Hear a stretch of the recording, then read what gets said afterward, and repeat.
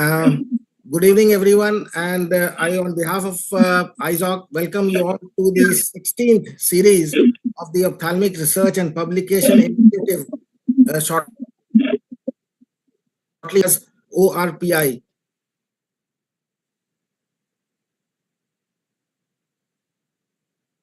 Dr. Pranabji, you are muted. You are muted. Pranabji. Am I audible? Good evening, everyone, and on behalf of EIZOC, I welcome you all to a very interesting topic, how to do a Pubmed research. This is an initiative taken by the Ophthalmic Research and Publication Initiative, which is also known as ORPI.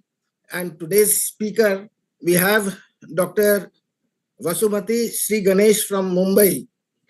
The webinar will be moderated by Dr. Sramista Behra and Dr. So let me share the screen. So let me share the screen.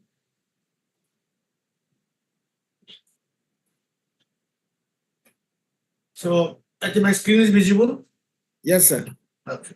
So good evening.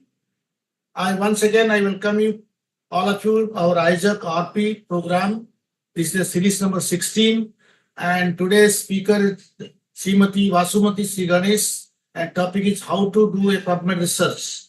So this topic is really very interesting topic. 2 years back we had done with madam, and again we are repeating for the sake of new post-year students. So it's very important for writing a paper or writing a journal. You must know how to search the different articles from the Pubmed. So really, I think it will be eye-opening to all the post-year students. So I must thank our president, Dr. Pranab, who is always constantly with us in this program from the start to end. And Secretary, Dr. Suraj Bhattacharya also, Dr. Savishes Patna, Chairman, Secretary Committee of EIZOC, who devised up this program and is always with us for this program. And of course, the most important person of this program is our mentor, Dr. Chaitra Jaydev. She always selects very good speakers and very good topics. She almost guides everything in our endeavor for the research interest of the post-year students, even also faculty members, even ourselves also. These are really very much instrumental for our development also. So I thank her. Welcome, Madam. Chaitra, Madam, welcome to our program today. And always I get support from my coordinator, Dr. Santosh Mahapatra. And today's speaker, Dr. Srimati Vasumati Sri Ganesh. And I think we know very well about her because she was with us in the last episode. And I will ask one of my moderators to introduce her. Dr. Pranita will introduce her to all the speakers and viewers. And today's moderators are Dr. Sramista Behra. Already she is always one of the very interesting person for these two programs. She has a lot of interest for the RP and ORKS programs. She is the professor, Bimsar, Burla, Odisha, and Dr. Pranita, our young and dynamic assistant professor from Guru Nanak Eye Center. And panelists, today's panelists, we have a very good panelist today, Dr. Natasha Das, co-founder and director of Hajla Consulting Private Limited, a healthcare communication service. Earlier, she was always with our RP programs regularly. And Dr. Chandra Chakravarti, everybody knows very well in Eastern region. She is the professor at other department, now National Medical College, Kolkata. And Dr. Arvind Rai, consultant, LBPI Vijayawada. And Dr. Phani Sarkar from Professor HOD, AGMC. And today's discussion, I found a lot of interest among the post-year students. Some people volunteered to join us, last being Dr. Sadas Satapapa. So today we have got a series, long list of post-year students. Dr. Swati Gautam from Varanasi, Dr. Purpasa Panda from Burla, Dr. Pragya Bharati Nanda from Burla, Dr. Subhasri Sahu from MKC Medical College, Barampur, Dr. Sadak Kadri from MKC Medical College, Barampur, Dr. Disha Samantray, RIO, Katak, Dr. Pankaj Shukla from Bhagalpur, Dr. Sobika Behra again, Raipur, and Dr. Mohammad Javed from Katak, Dr. Bharat Bikal from Lucknow, Dr. Archana Singh from RIO Katak, and Dr. Surekha Dobrana from AGMC, Dr. Anirban Datta from AGMC, and Dr. Shraddha from JP Morgan. So I think we got a number of postal students, and they will be interacting with our speakers, then panelists, moderators for the next 1 hour. So with this all, I welcome you once again to our RP webinar 16. Now it's before I hand over to the mic to our moderators, I will request Dr. Chaitra to say a few words today. Thank you, sir, and Team ORPI. Privileged to be part of it. I just like to say a quick word about our guest speaker today. Most of you kept saying PubMed research. Well, yes, it is incomplete, our research, without able to do a good search on PubMed. And I think I've learned it most from Dr. Vasumati. Heard her so earlier in my career that some of the points that she explains so simply to all of us have stayed. So all you youngsters out there, just listen to the smaller nuances that she will tell you, and that's going to go a long, long way in not only finding the right reference. And I think one of the very important things she speaks about is how to find a reference from few details that you know. I don't think I've ever forgotten that, ma'am, because just some few keywords here and there, you'd have heard it somewhere in some conference, and then she'll show you exactly how to find the reference you're looking for. So over to you, and I'm sure I'm going to learn something more today. Thank you, Dr. Chaitra. Before I hand over again, I would request our President-elect, Dr. Jayant Bora, to say a few words. Dr. Bora, please.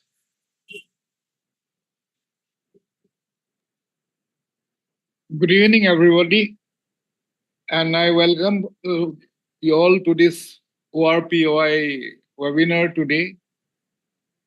And as for me, I find it very interesting because I know very little of it, and I'm here to today learn about all this and looking forward for a very good webinar. Thank you. Thank you, sir. Now it's over to Dr. Pranita. Please introduce and start the session. Thank you so much, sir, for always giving us an opportunity to be a part of this wonderful program that you're conducting. And it's my privilege to introduce Ms. Vasumati Sri Ganesh.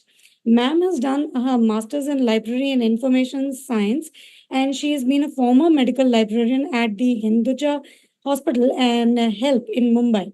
She's the founder and CEO of the Pubmed Knowledge Foundation in Mumbai. She has conducted over 565 lectures and webinars with at least over 265 workshops on literature searching and referencing. She has created various e-learning courses, which included literature searching and reference management, all ranging from basics to advanced courses. Her expertise is in systematic reviews, searching and removing duplicates, reference management, and she assists and coaches various senior residents in authoring in these areas. She has recognitions from the Maharashtra University of Health Sciences as a speaker, and also the Maharashtra Medical Council speaker and Academy of Health Professions Educators member.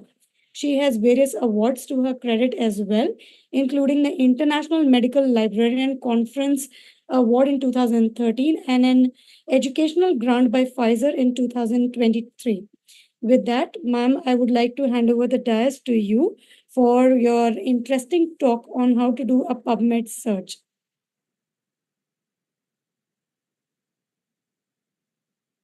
Ma'am? Thank you so much, everyone. Let me just share screen and begin without further delays. Yeah. So just a second.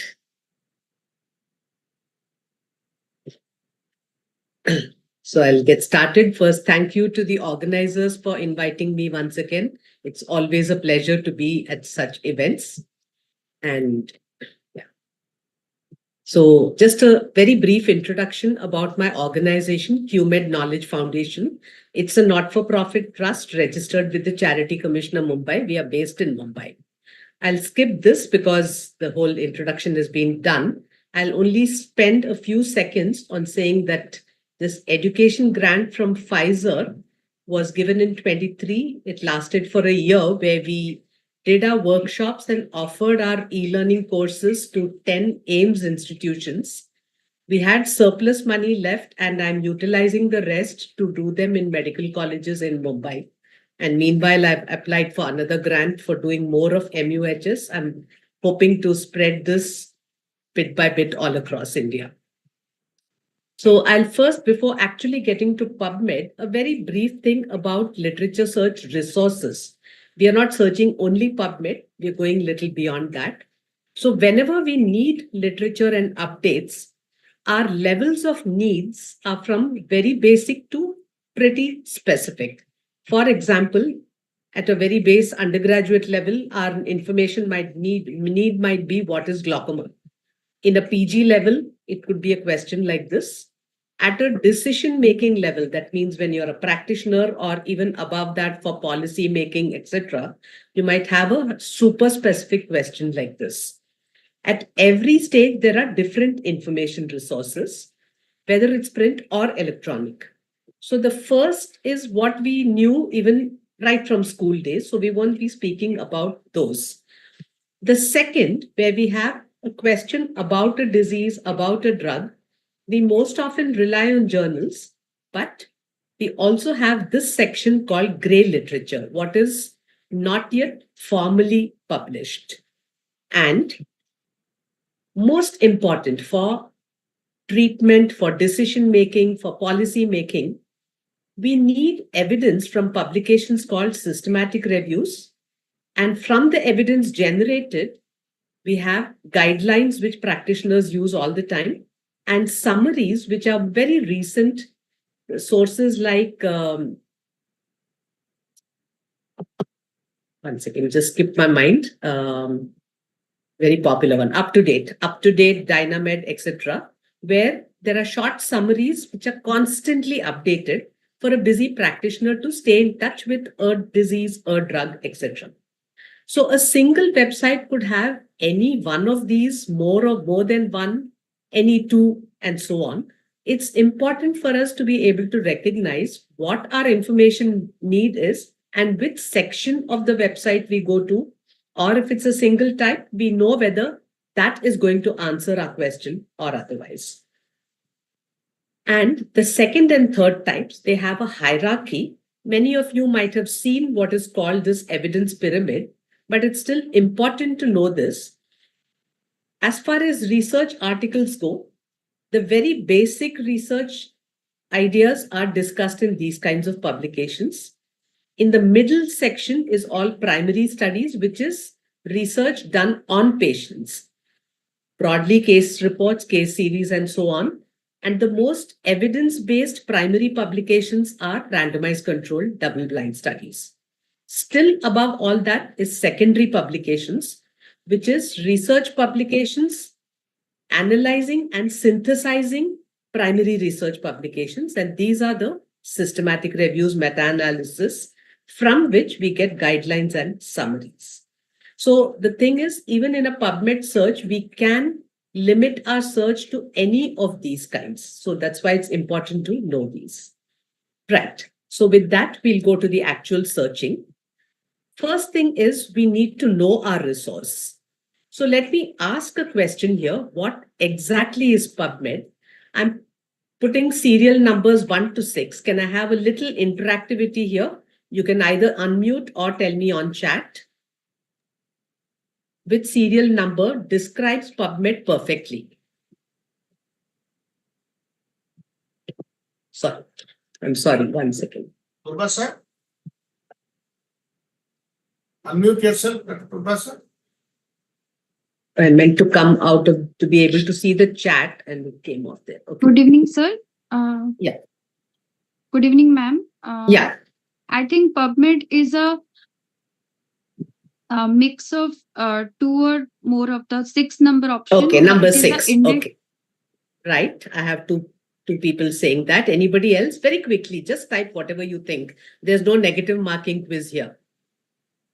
Just so that we have interactivity. Everyone can type whatever they think it is. Yeah. Answer in the chat. That's the easiest. Sir. Number 6. I'll wait for 1 or 2 more people. Mix of 2 or more, that's number 6. Right. So really, this is where the problem starts, when we are never sure what exactly a resource is. The correct answer here is, it is an index to what is published in about 5,000 plus journals. Why not the rest? PubMed is not a search engine. Google, Bing, etc. are search engines. It is not a collection of journal articles. Inside PubMed, we don't have a single full journal article. The journal article, you're directed to another website. It could be the journal website or PubMed Central. So archive is PubMed Central, where a copy of journal articles is deposited. So it's definitely not number 6. It's only number 2. Let me explain that a little more. It is an index to articles published in around 5,000 plus journals. In a book, we all know, in an index, if you look up a word, it tells you which page number of the book you will find that word. You search cataract, it will say page 15, page 287, and so on. Here, PubMed, because it does so many journals back to decades, it will give you a complete detail like title, authors, etc. and more. Most importantly, PubMed does not contain even one full text article. It has, for every item in these 5,000 plus journals, it has bibliographic details, which is what we see when we see as results, abstract where available. So typically, this is a bibliographic record of this particular journal article. That's what PubMed is. Right.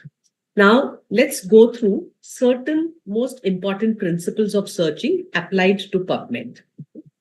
First is, we are always told, do a keyword search, which means don't write the way. So I think many people should be familiar with ChatGPT today.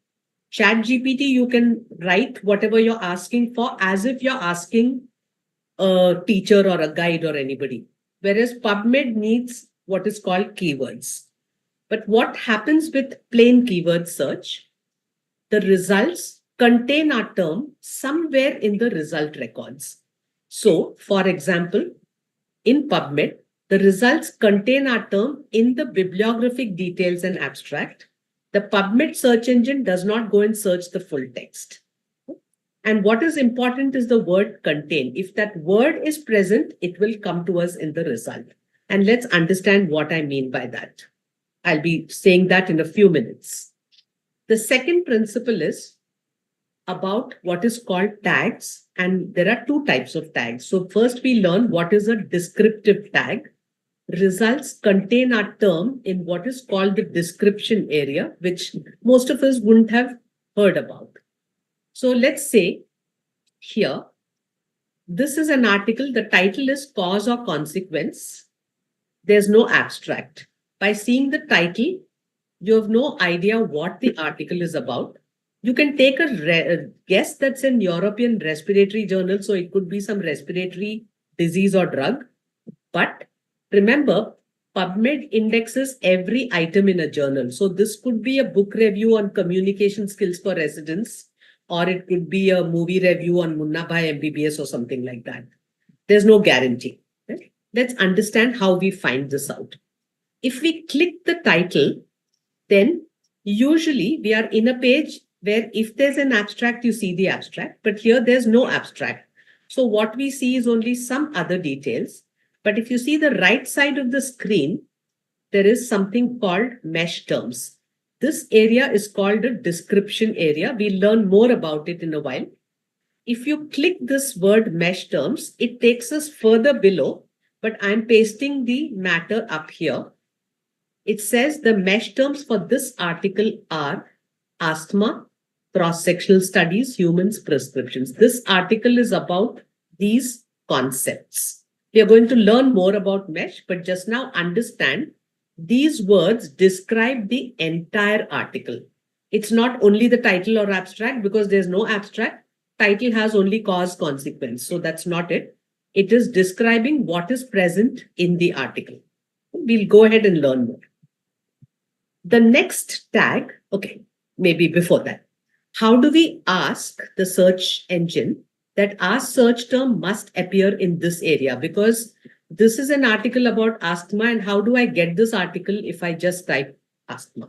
We need to specifically type asthma in square brackets mesh. That means we are telling the search engine, please find the term asthma in that area alone. Doesn't matter if it's present or absent in the title abstract. If it is in the list of mesh terms, give it to me. Then I know every item that I got is about asthma. So that's how we ask for it.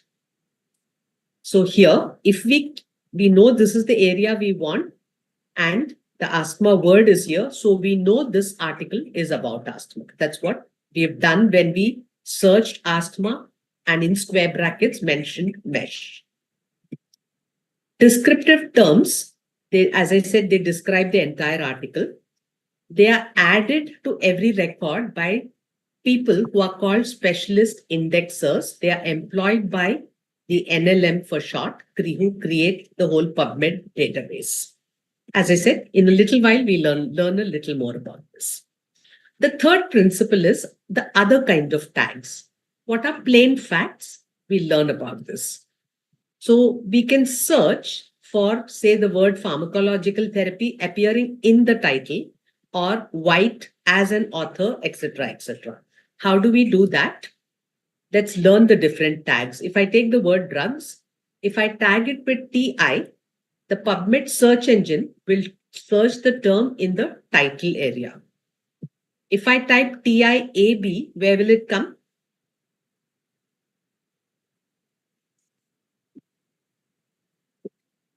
What would TIA be? Title as well as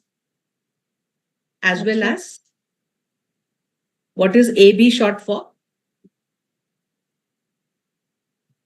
AB short for abstract. So suppose I get only 10 results by saying drugs TI, I might get 15, 20, 100, anything with TIAB, because if it's apart from being in the title, wherever it's in the abstract, I would get it. Next is JOUR. What would that get? I want articles from the journal title drugs. There is a journal named drugs, so I want articles from that. White, AU. Now it's going to get easier. Can you answer this? What is AU? Author. Author, perfect. Similarly, there are still more tags like this. AD is author's address or affiliation. Mesh, we just learned, but I've still put it here. If you do not tag and only use the keyword, it is going to search all these areas except the full text.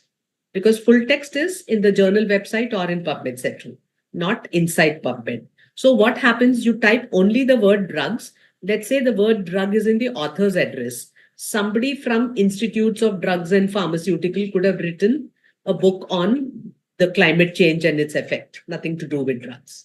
That way. That's why you get so many irrelevant results when you just search without a tag. Even with a tag, if I type drugs TI, I could get an article which says a review of medications excluding prescription drugs. Things like that. So that's excluding. But the word drugs is there in the title, it will come. So it is mesh which is most important. Numbers, page is the tag for page number. PDAT, which is an acronym for publication date or date of publication. This is a tag for the year of publication. There are many more, but I've given you the most common tags. Right. Then this is going to be interesting. What I'm going to request is people unmute and answer, because, monitoring the chat is a little difficult here. It interferes with other areas. Okay? Right. So again, if here I'm talking about combining 3 or 4 terms in a search. If we are typing in Pubmed search box like this, we are not tagging our search terms and we are combining them with the English conjunctions and prepositions. That's a wrong method of searching. what we need, and I'll be demonstrating this with some examples later. So in PubMed, we combine search terms with and, or, not. Time permitting, I'll show you one newer combination, but that's time permitting. First thing is, these three, when we use to combine terms, we have to type them in capitals. And these three terms are called Boolean operators, which is just a technical word. So when I use the word Boolean operator or operator, I mean and or not, one or more, as the case may be. Let's first learn how these work. Let's imagine I just typed the single word asthma in the PubMed search box. And for the sake of this exercise, let's assume I got 100 results. After that, I erase asthma, search bronchitis. I've got 70 results. I'm going to ask some combination questions. Before that, I want you to get it into your head. When I say 100 results, these 100 results contain the word asthma somewhere. They may or may not be about it. That doesn't matter. They contain the word asthma somewhere. These 70 contain the word bronchitis somewhere in the result area. So I put these numbers. If I type in the search box asthma and bronchitis, approximately how many results should I get? You can give me a greater than, less than number, or equal to, whatever.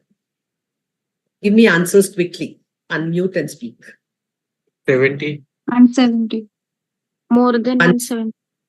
170, more than 170. 170, 70. What else? Anybody with a different More answer? than 170. More than 170. Anybody yet another different answer? Okay. I just in the previous slide said 100 contain asthma, 70 contain bronchitis. This is in the entire PubMed. It can't be more than 170 because only that many contain that asthma, bronchitis. So maximum could be 170, right? 70, somebody said. Somebody said, what was the third answer? 170. Now, what PubMed search engine translates this query is how many result records contain asthma and bronchitis together. Now, what do you think the answer could be? More than, less than, equal to? Less than 70. Less than 70. Perfect. So it will be just, I've chosen a number 45 as an example. Why less than 70? Only 70 records have the word bronchitis. Unless every author of these articles has also used the word asthma, it can't be there. Probability is low. So let's assume some 45 have both the terms in the title or in the abstract or in the address field somewhere. Now, if I search asthma or bronchitis, what happens? 170. How many contain at least one term? Okay, 170. Anybody has a different answer? So here, 170 is not wrong, but if we have 170, we are going to get duplicates. What are the duplicates that we'll get? The same 45 are present in this set, same 45 are present here. We don't want duplicates in our results. So the search engine will remove one set of duplicates and give us 125. So which is more than this, but it removes one set of the common articles. Where asthma and bronchitis are together, it's present in this set, it's also present in this set, and we don't want duplicate items. It's bad enough having to read 125. Yeah. And last, asthma, not bronchitis. Now it should get easier. What would this be? Give me numbers. 100 minus 45. 45. Perfect. 100 minus 45. How many contain records? How many records contain asthma but not bronchitis? So in this 100, how many contain is 45? That's removed. We got 55. This, we've got to master this. It'll look very easy now, but as you do, you'll always tend to say, I got only 45, or let's say I got only 50 answers with asthma, so let me add and bronchitis. It's human for us to think like that. The more ands we add, the results will get lower and lower. If we want more results, we have to do or something. Okay? This slide has to be perfectly in the head. Okay. Next, we learn a concept called truncation or wildcards. The symbol star can be used in databases like Pubmed. How? If I type the word asthma and then add a star, I will retrieve any usage in the title abstract like asthma, asthmas, asthmatic, asthmaticus, etc., asthmatics, and so on. So there'll be times when you're searching, you need to use this. Only you've got to remember that there's only this one truncation and that comes at the end. So you can't say star diabetic for getting diabetic as well as pre-diabetic, or you can't type star EDEMA for saying either EDEMA or OEDEMA. That you can't do. Only at the end and characters that follow this. So it's not going to be diabetic star if you want diabetic retinopathy, diabetic nephropathy, etc. The next word will follow, whatever it is. This is only for letters that follow after asthma. Okay. Here we have an S that follows. Here we have TIC, and you can have the plural, all this. Truncation is clear. Other databases have some more symbols. Pubmed has only this one, which you can use at the end. So yeah, I just explained all this. Gastric will get this. There's no need for gastric for all the other words that follow. If you type gastric, whatever word comes next, whether it's cancer or patients, all that will automatically come. Okay. Now, how did I get this so fast? Okay. Let's do a topic search. I want to quickly read up something on use of intraocular lenses for myopia as well as for presbyopia. Now, a topic search needs some, I have a feeling I got this slide ahead by mistake, but let's go ahead and see. It needs some deliberation and planning. First thing is, think of your results. Every result item has to contain one of those terms. Which one is that? Myopia and presbyopia. But I'll just go back. The topic is, I want IOL for myopia as well as also for this thing. So which is one word that has to be there in all the results that we get? IOL. IOL, perfect, right? And either myopia or presbyopia or both together, which means some articles will have IOL myopia, some will have with presbyopia, some will have all three. This clarity we need for every search that we do. Final result will be a mix of all these three types of articles. Is this clear? The concept? Yeah. Then we know that these are the three terms we are searching. First, let us add the Boolean operators. What would it be? Intraocular lens? Is it and or what? What will we add? Or Intraocular lens followed with and myopia or presbyopia. myopia or Or presbyopia. or presbyopia. myopia, presbyopia. Exactly, because we want this either for this or for this. But we need to put it in a correct order, because if you type it in that order, first PubMed search engine will combine these two. Every item where these two terms are coming together, then it sees or presbyopia, it will pull out all articles on presbyopia. So we'll get a lot of junk. How can we change the order in which we write the terms?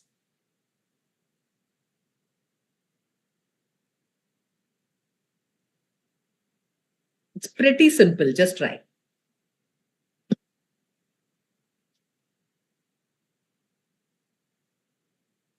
Just change the order. Intraocular lens and presbyopia or myopia.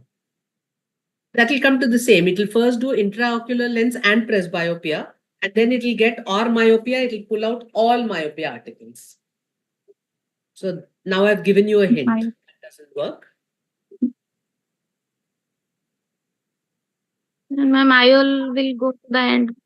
Absolutely. So just tell me in what order you'll type. You're right.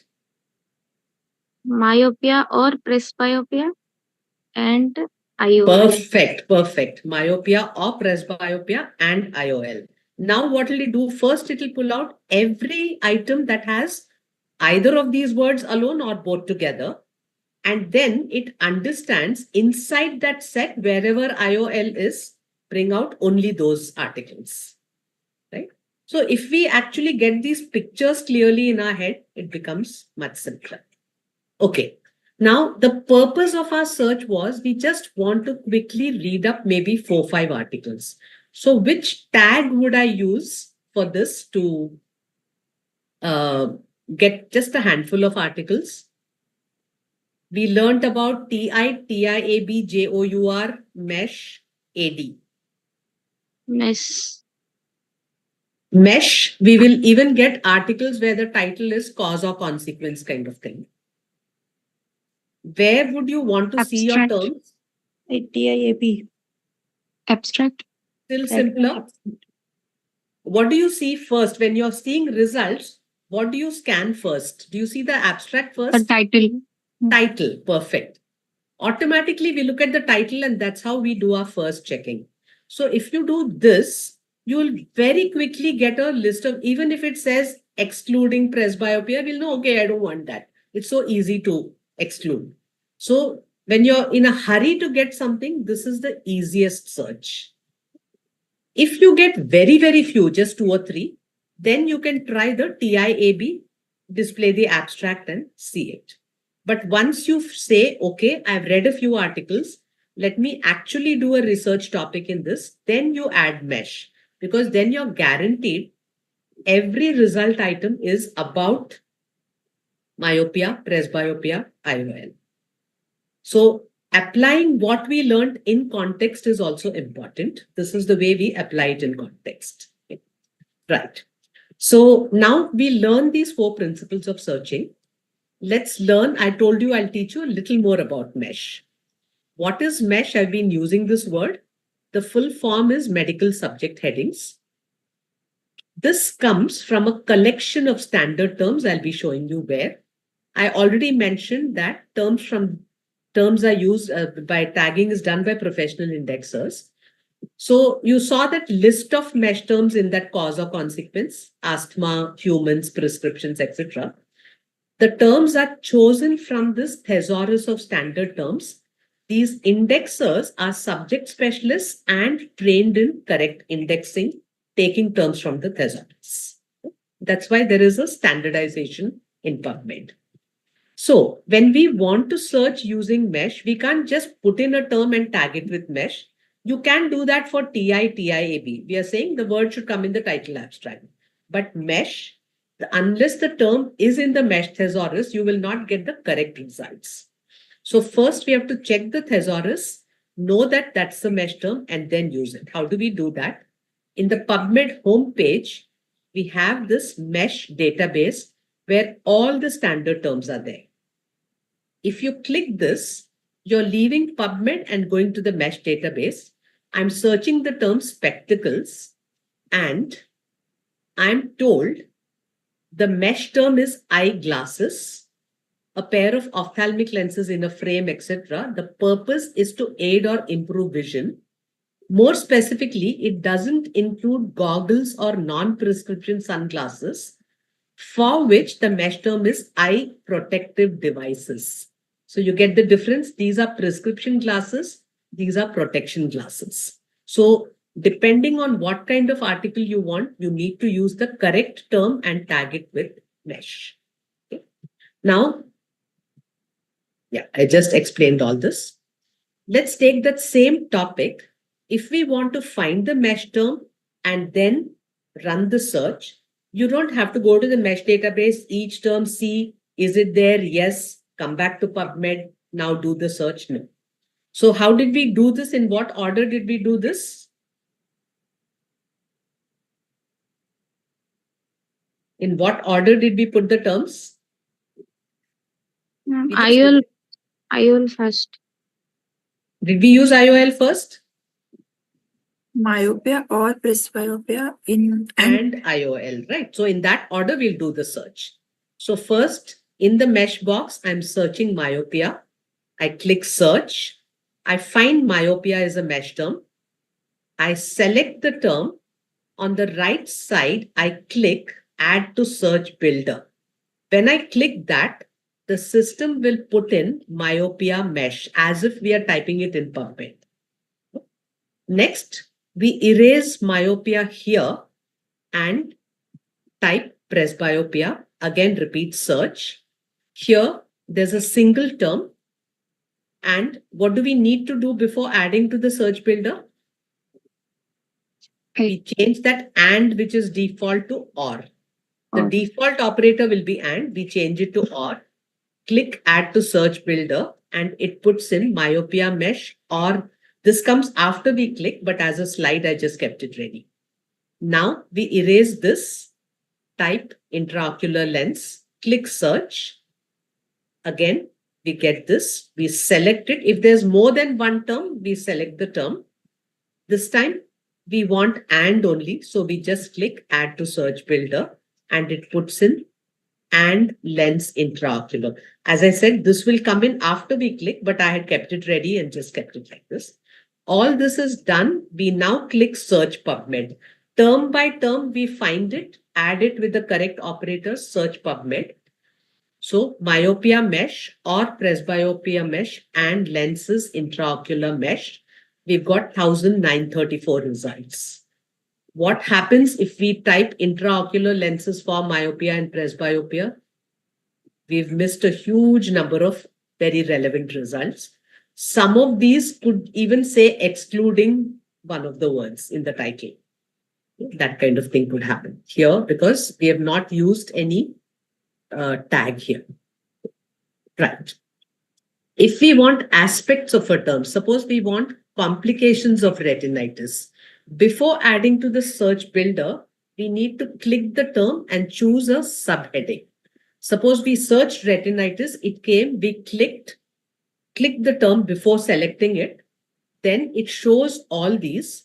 So I choose complications and then click add to search builder. It will put in retinitis/complications.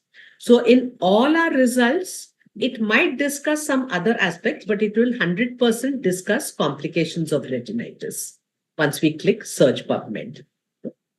So in the mesh database, you can search only one term. In the main Pubmed, you can type everything. Once you know the mesh terms, you could type myopia or presbyopia and something. But in the mesh database, you do it one by one, add it to the search builder, then look for the next term, add it, and so on. Now I'm coming to that part which Dr. Chaitra referred. If we have incomplete or incorrect references, of course, they need to be Pubmed items, that's there, but a lot of stuff are Pubmed items. Suppose you're going for a conference, the speaker has put up this slide and has put up this incomplete reference, which happens very often. What do we have with us? One author, first two words of the title and the year. That's all we have. How do we find it? In Pubmed, there is something called single citation matcher. When you click that, you get a screen like this. So where would I put in Kumar V? Very easy.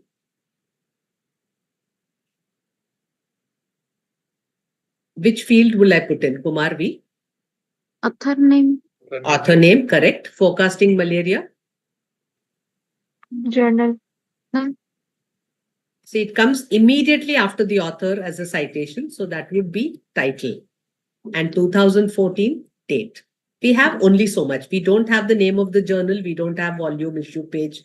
We click search. Pubmed will translate our query like this. 2014 PDAT and Kumar V author and forecasting malaria. We just get that one single article from which the author has taken it. Very logically, this author in the year 2014, it's unlikely that he or she has written 100 articles beginning with forecasting malaria. Most probably only one. Here we get it. Now it happens to be free in the journal website in PubMed Central. We read it. If we want to cite it in our publication, we just have to click cite and pick it up from here. Sorry. It says copy. You can copy it, or you can download what is called the RIS to import it somewhere. You can change to see which style you want it in and then do the copying. All that is possible.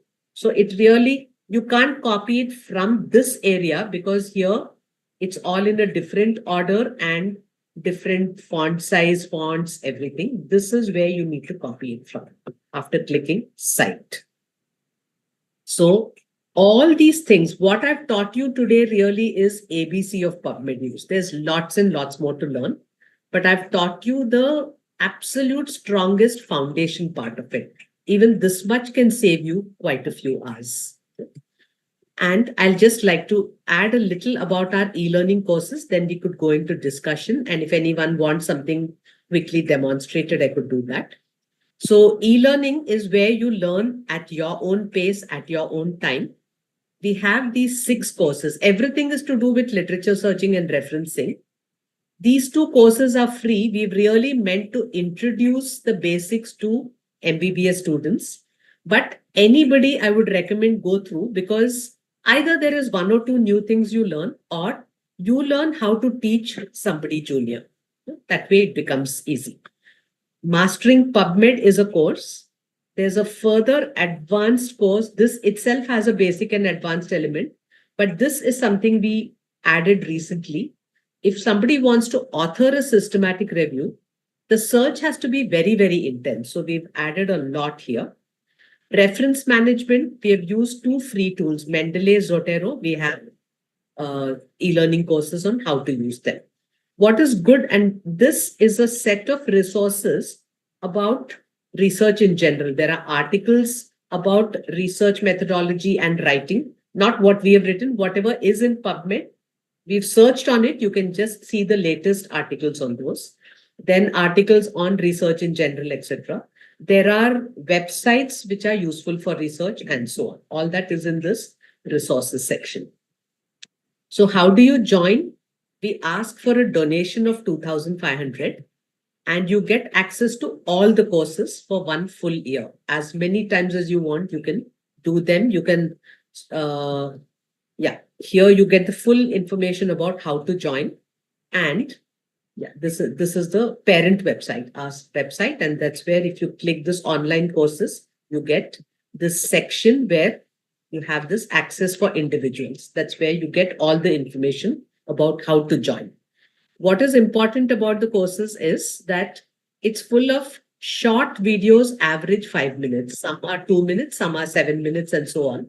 So you can learn little. You can just do 15 minutes a day and learn at your own pace. And you can revise anything at any time. So self-paced learning, short videos, there are assessment questions which you can do unlimited attempts to get a full 100%. Shuffled questions so that today you attempt, tomorrow you get different ones, you get better and better practice.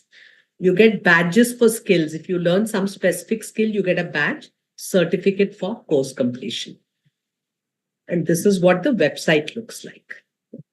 So these are my contact details. I said that I will introduce one more operator. I'll just come to that combination. I had taught and or not. I'm going to show one operator where by using it, we can say, I want these 2 words near each other.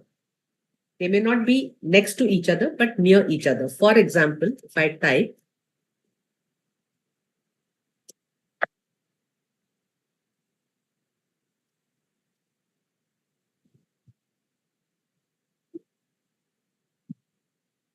what I've asked, I want the word diabetic. Don't mind the capitals here. That was by mistake. Diabetic retinopathy. These 2 words, I want them coming in the title, but not only as a phrase. I want, they could be separated by 1 or 2 or 3 characters. 3 words could be. Let's see results that we get. So first I'm getting all with diabetic retinopathy. What I'll do is I don't want it as a phrase. So I'm saying not diabetic retinopathy. Yeah. I don't want it as a phrase. I want to see how else. So diabetic nephropathy and retinopathy, then retinopathy signs in non-diabetic. So these two words coming in different areas. Now, of course, in the title, it's fine. But if I did TIAB, even in the abstract, I don't want diabetic to be the first word and retinopathy to be the last word. I want them maximum 3 words separated. This may not be the best example. Words like healthcare management. You want a maximum of 3-4 words in between. You can do this either in the title or in the abstract or in the address field, these 3. So this is something which has just been around for the last 1 year or so. The way you input it is a little complex. The words have to be in quotes, TI or TIAB or AD. These are 3 fields. You'll have to type colon, tilde, and the number you want. So one other option I can show you is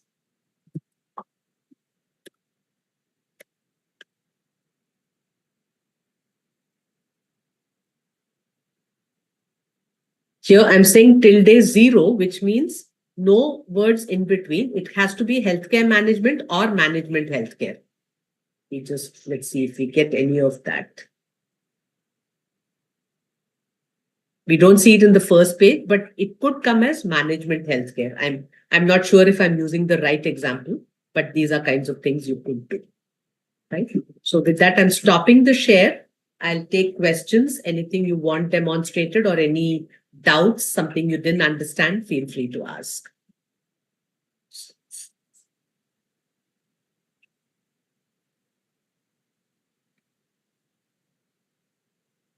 I think, ma'am, you've taken a wonderful session, and it's been so interesting to see how we can mix and match and play with so many tabs and buttons that we have in PubMed.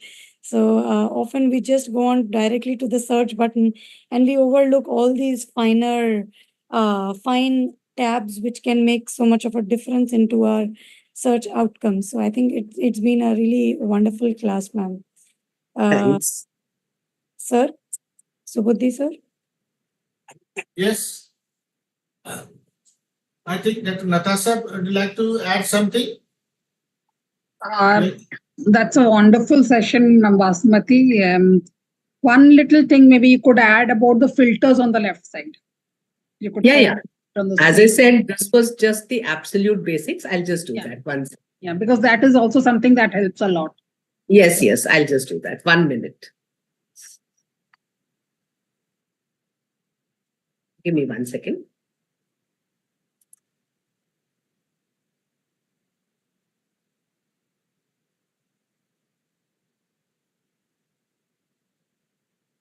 Okay.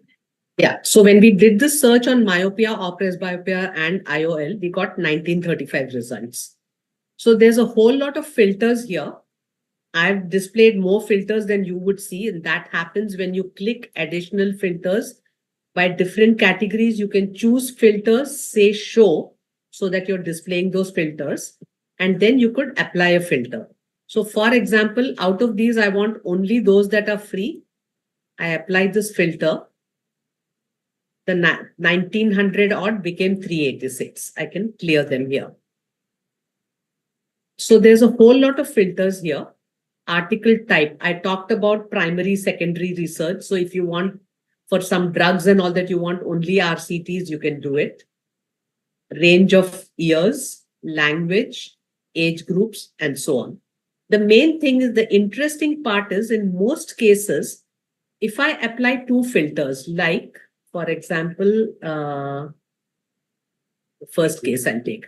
If I did free full text, out of 1935, 386 were free. If I then click abstract, I'll get still less.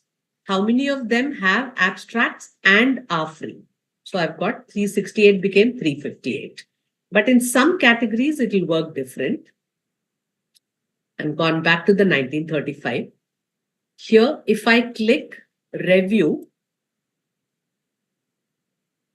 I've got 147. And then if I click, say, practice guideline, I guess I got more here. I forgot what the last one was. One second. No, it came to the same. I'll take another filter. Oh no, I didn't apply the filter. That's what happened.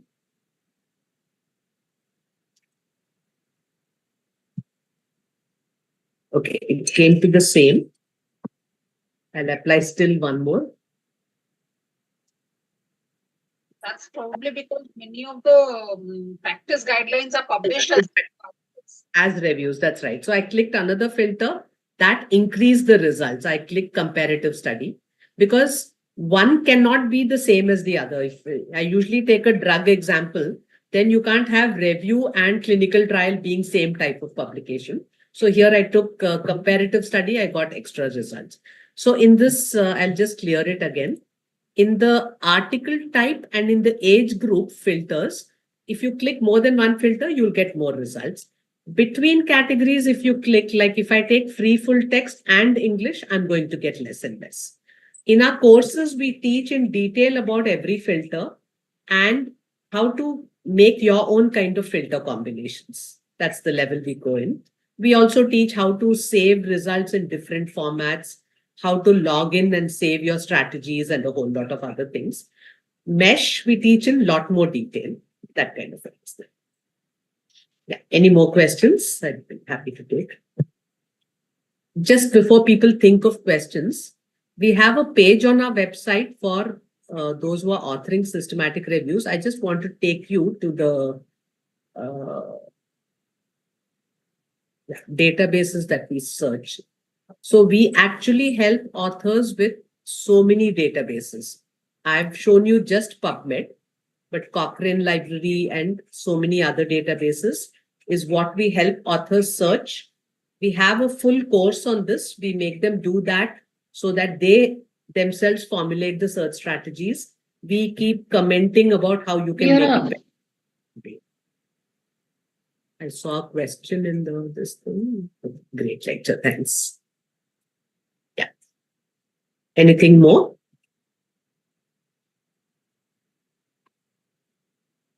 Any other panelists, Dr. Arvind? Dr. Arvind, are you there?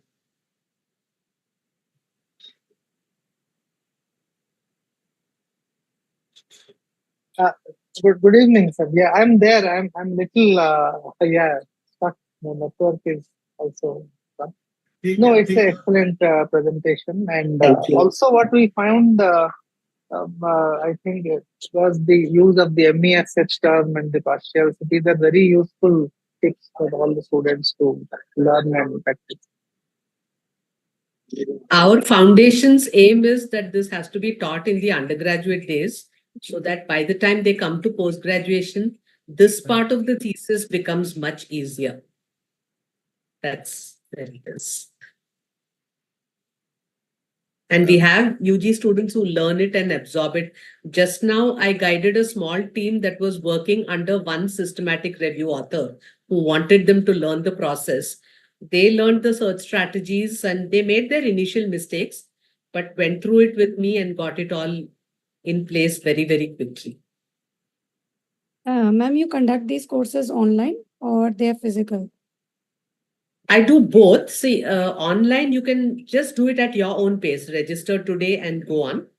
And physical workshops, so far I've been doing it in institutions only and then giving access to the whole institution that way. There, the pricing is different. We are just beginning to work on a method where we say every Monday, Tuesday, we'll teach Pubmed for 2 hours. Wednesday, Thursday, we'll teach Zotero for 2 hours. Friday, systematic reviews, something like that. So that those who join the website can join on any day. If you can't do full 2 hours, do 1 hour today, do the second hour next Monday, that kind of a thing. So we're just trying to see how to reach out to everybody where we are also available for doubt solving and learning face-to-face like this. Because for individuals, taking full workshop is a little difficult for us. We do it in institutions, 30, 40 people, and then give the whole institution access.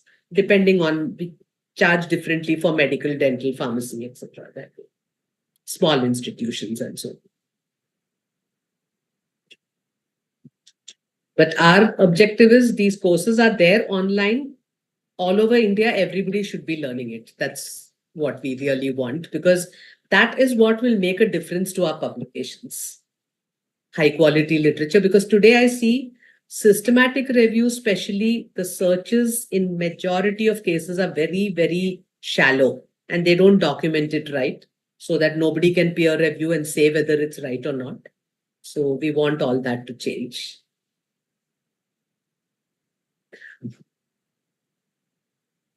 Okay, if we are done, then.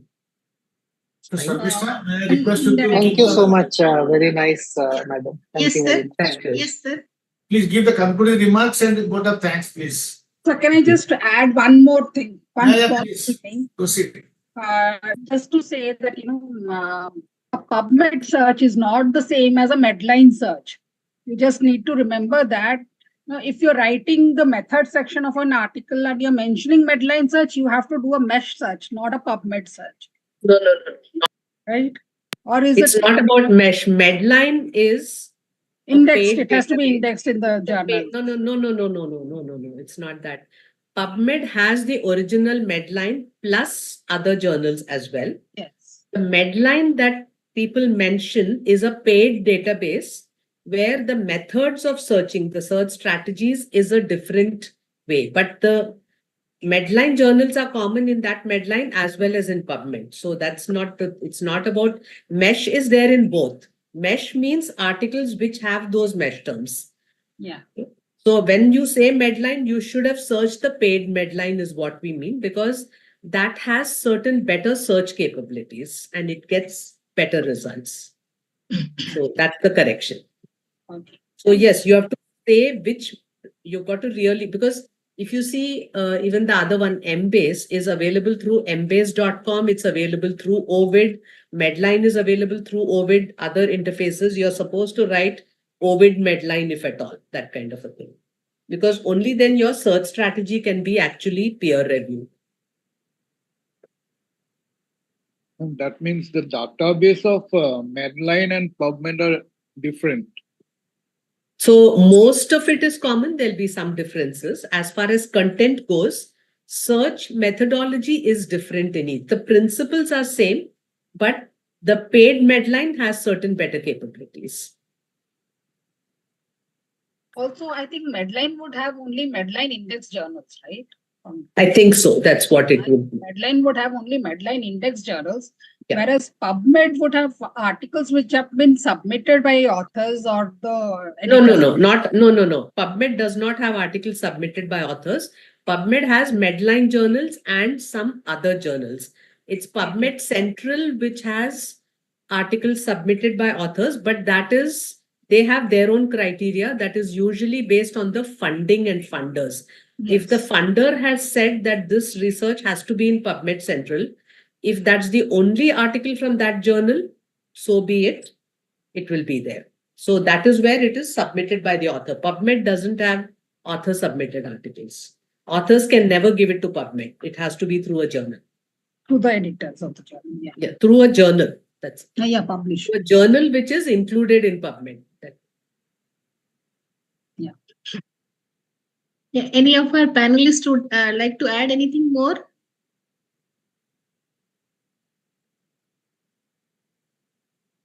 Dr. Phani Sarkar, Chandana ma'am.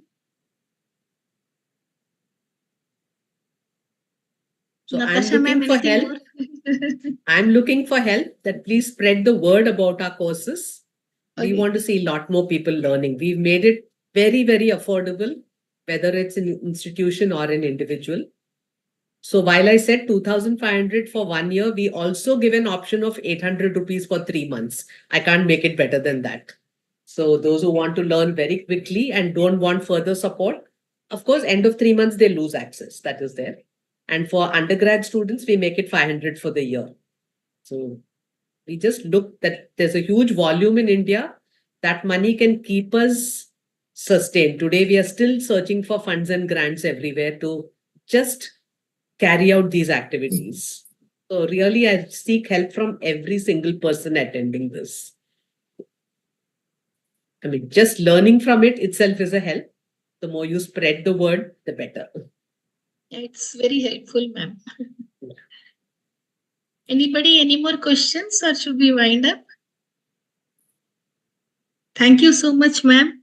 It was refreshing to listen to you all over one again. Thank you. Last year, I think some 2 years back, we had this session.